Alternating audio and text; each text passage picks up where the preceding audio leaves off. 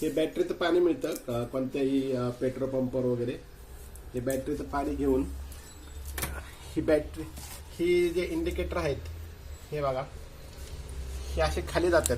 ज्यावेळेस बॅटरीतलं पाणी कमी होतं त्यावेळेस बघा हे असे खाली खाली जातात. हे दिसतंय का तुम्हाला? हे बघा, हे असे खाली जातात. त्यावेळेस आपण हे काढायचे आणि आपल्याकडं आपल्या घरी हे किंवा हे तुम्ही दोन्ही पण वापरू शकता. हे किंवा हे पाणी टाकताना एका सेलमध्ये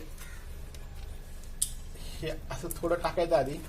हे बघा, असं थोडं टाकायचं आणि जे वॉटर इंडिकेटर आहेत ते परत लावून बघायचे. ते असे वरती आले पाहिजे. ते असे वर हाय लेवलला आले की तुम्ही पाणी टाकायचं बंद करायचं.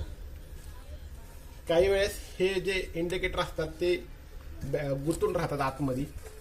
मग त्यावेळेस पाणी चेक करत असेल तर आपल्याला डोळ्याने पण असं पाणी दिसू शकतं किंवा तुम्ही असं हलवलं पाणी थोडं तरी तुम्हाला इंडिकेटरने हे कळू शकतं. ज्यावेळेस हे लाल येईल त्यावेळेस तुमचं पाणी खूप संपलेलं असेल. हे अर्धं असताना तुम्ही पाणी टाकलं पाहिजे बॅटरीत. आणि ही प्रोसेस साधी प्रोसेस आहे.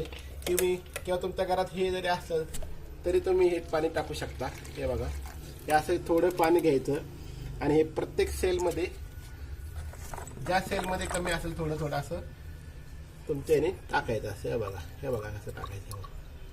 असं थोडं थोडं टाकायचं आणि हे लावून बघायचं. जास्त पाणी टाकायचं नाही.